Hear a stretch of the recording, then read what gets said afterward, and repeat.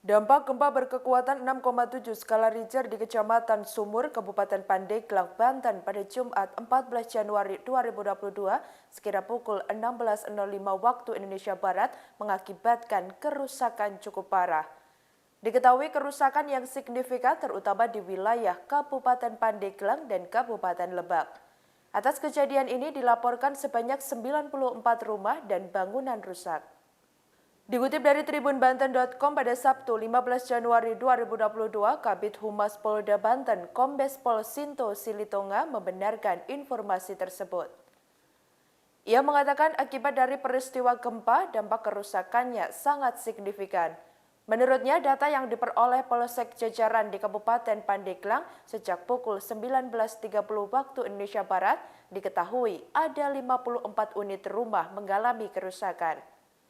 Di antaranya sebanyak 8 unit di Cimanggu, 1 unit di Mandalawangi, dan 3 unit di Angsana, 8 unit di Sumur. Kemudian 4 unit di Panimbang, 2 unit di Pulau Sari, 1 unit di Labuan, 1 unit di Carita, serta 4 unit di Muncul dan 5 unit di Pagelaran. Tak hanya itu, ada 3 unit sekolah mengalami kerusakan. Di antaranya yaitu MTS Negeri 3 Cibaliung, Madrasah Cibereum, dan SMP Sumur. Kemudian ada 2 unit musola mengalami kerusakan, yakni 1 unit di Cekeusik dan 1 unit lainnya di Bojong. Selanjutnya ada 1 unit puskesmas mengalami kerusakan di Sumur.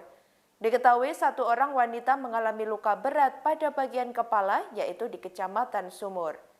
Kendati demikian, pihaknya sudah ditangani di puskesmas setempat.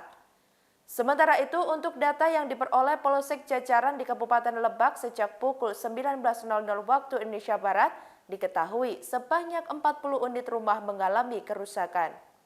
Kemudian 1 unit rumah milik Rohayah 32 tahun di Kecamatan Gunung Kencana. Selain itu, 2 unit rumah mengalami rusak berat di Kecamatan Wanasalam milik Endin 45 tahun dan Ujang Sujatna 26 tahun. Dikabarkan 7 unit rumah mengalami rusak ringan di Kecamatan Warung Gunung milik Arsan, Sadeli, Yana, Didi, Oman, Reni, dan Kama.